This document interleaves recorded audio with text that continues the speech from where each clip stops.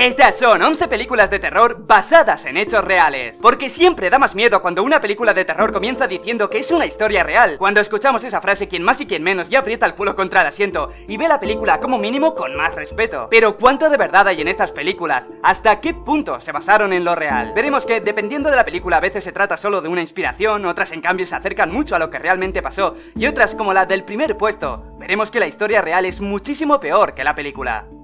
Número 11. Hard Candy. Hard Candy es una historia que en los primeros minutos engaña. La historia explica cómo un fotógrafo conoce a la niña protagonista a través de internet, con la intención más o menos clara de abusar de ella. En sí, la película durante los primeros minutos te hace ver como que el hombre es quien está manejando el asunto, engañándola y llevándola a su terreno. Pero luego pasa todo lo contrario, es ella quien lo tiene planeado. Sabe quién es él, lo que ha hecho y lo que le gusta hacer a las niñas, y por ello quiere vengarse. Ese es el pilar, que quien parece ser la más inocente es quien está en realidad torturando y matando. El productor contó que la idea de la película le vino cuando vio en la tele un reportaje sobre unas muertes extrañas que estaban ocurriendo en Japón. El reportaje contaba cómo un grupo de chicas jóvenes atraían primero a hombres generalmente mayores, diciéndoles que los acompañarían a cenar, que darían un paseo juntos y que después, si querían, podían tomar algo en casa de él. Sin embargo, si ese hombre aceptaba lo que le esperaba al llegar a casa, era una paliza, un robo y la muerte. Suena muy extraño aquí eso de que chicas jóvenes acompañen a señores mayores, suena a delito, pero en Japón no estoy seguro si aún sigue o no. Las chicas jóvenes pueden publicitarse como compañeras, sin sexo, sin contacto físico ni nada por el estilo, que bueno, entre comillas, porque luego cada chica decide hasta dónde quiere llegar. Luego los hombres a cambio les hacen regalos. El caso es que la historia de chicas que parecen indefensas sean luego las peligrosas le llamó lo suficiente la atención como para hacer esta película.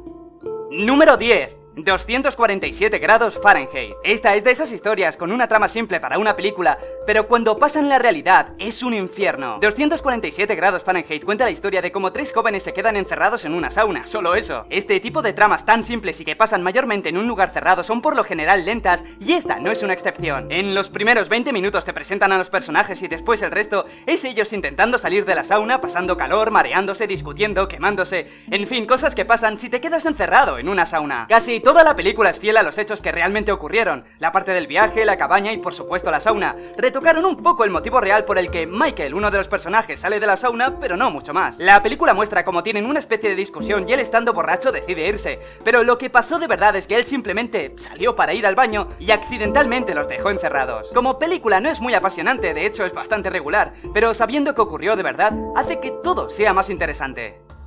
Número 9.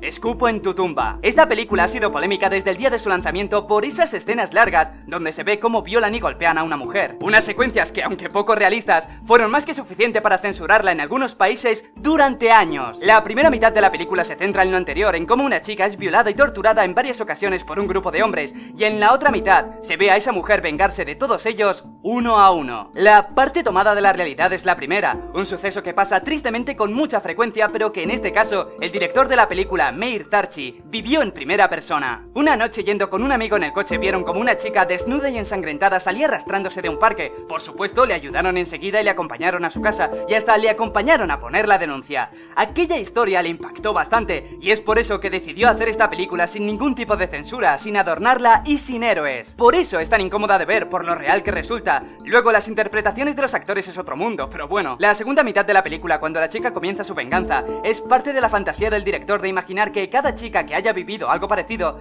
pueda vengarse de esta manera, y para que en parte, aunque en realidad no pasa nunca, tenga un final feliz. Número 8.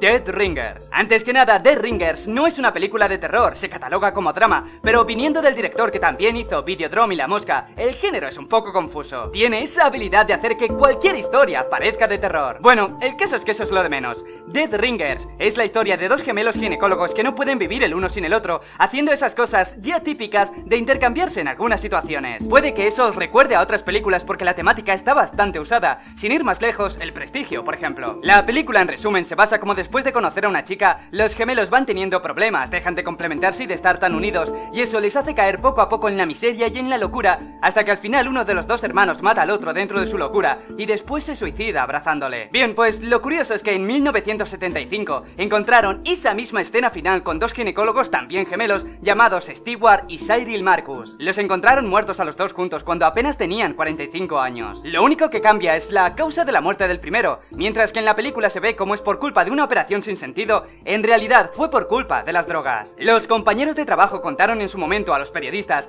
que en los últimos meses los gemelos estaban entrando en una especie de depresión al mismo tiempo, pero no sabían por qué. Número 7. The Haunting in Connecticut. Demonios, casas encantadas. Con todo este tema de fantasmas y casos paranormales, hay que ir poco a poco y ver qué es lo que ellos consideran real y cuánto de ellos exageró o inventó. Pero bueno, comencemos desde el principio. The Haunting in Connecticut es una película de una casa encantada, básicamente eso. La historia de los personajes, como por ejemplo quiénes son o lo que hacen, es irrelevante.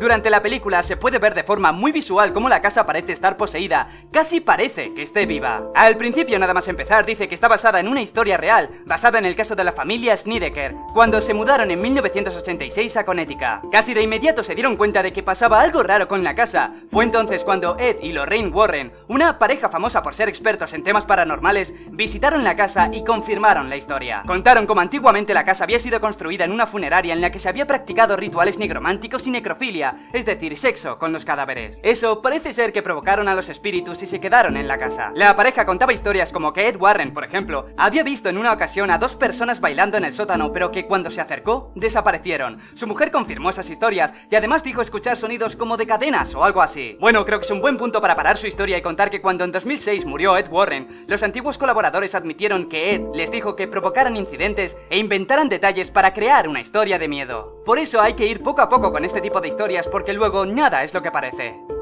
Número 6. La ciudad que teme al ocaso. No son pocas las películas que se han basado en asesinos en serie, pero quizá esta sea la que causó más polémica. La ciudad que teme al ocaso se basa enteramente en el caso de un asesino que no fue capturado ni identificado nunca, conocido como el Fantasma. En 3 meses en Arkansas, logró matar a 8 personas. La película dice ser fiel a la historia real, en el número de víctimas, cuándo ocurrieron y cómo, casi como si fuera un documental, pero ni mucho menos, es así. Es verdad que la idea general es la misma, pero por ejemplo, en la película se inventan el cómo ocurrieron las muertes u otros detalles como que el fantasma fue perseguido o disparado, cuando en realidad las únicas personas que lo vieron fueron aquellas que luego murieron. La polémica de la película vino a raíz de su promoción. La estrenaron unos 30 años después de los ataques, pero se presentó con un eslogan que decía: en 1946 este hombre mató a 5 personas. Hoy todavía se esconde en las calles de Texarkana, Arkansas. Les pareció demasiado porque pese a que había pasado mucho tiempo, era como volver a crear el pánico, porque después de todo tuvieron que vivir año tras año sin saber si algún día volvería, si algún día aparecería otro cadáver sin explicación. La película original es bastante antigua, pero si lo prefieres sacaron otra versión en 2014, por si prefieres unos actores, sonido y calidad más actuales.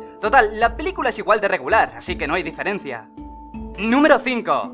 Snowtown. En 1999 descubrieron 8 barriles con los restos de 8 personas dentro. Durante 7 años un grupo de 3 chicos de no más de 23 años se dedicaron a matar a todas aquellas personas que bajo su juicio no merecían vivir. Mataban por igual a pedófilos como a homosexuales, así como a personas que consideraban simplemente débiles. ¿Por qué se llevaron los cadáveres y por qué los metieron en barriles? Es algo que no queda del todo claro, pero parece ser que simplemente era para eliminar las pruebas. Ellos mataban a las afueras y cuando veían a la policía investigar, trasladaban el cuerpo. Eso es lo que hicieron durante 7 años, matando siempre que veían una oportunidad y a la persona adecuada. De nuevo, la película no es un documental, pero sí que retrata fielmente a los personajes.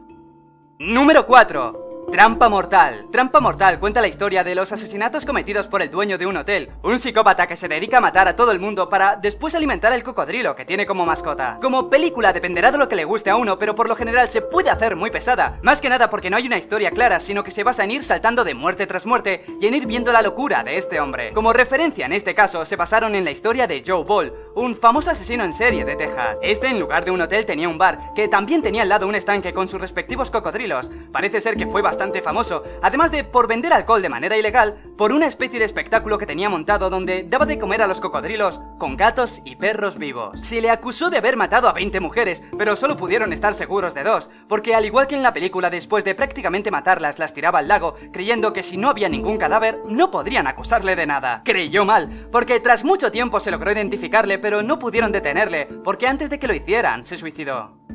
Número 3.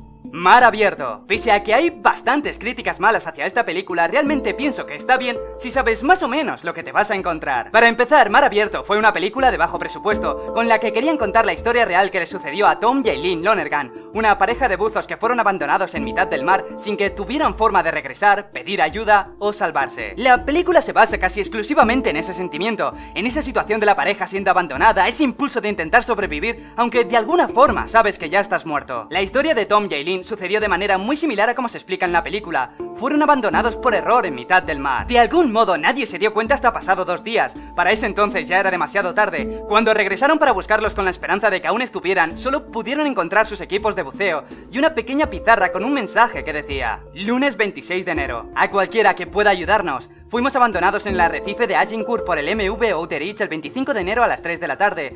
Por favor ayúdennos, vengan a rescatarnos antes de que muramos.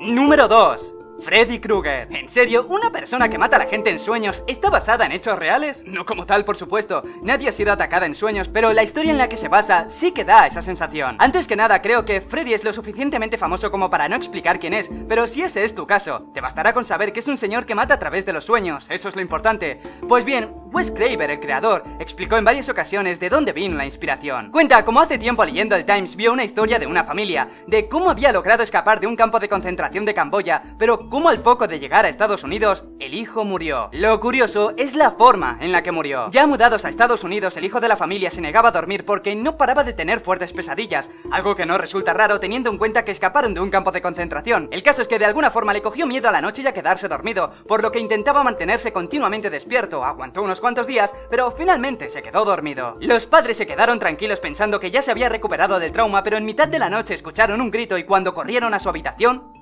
ya no respiraba. No tenía ninguna herida, por supuesto, pero está claro que murió en mitad de una pesadilla.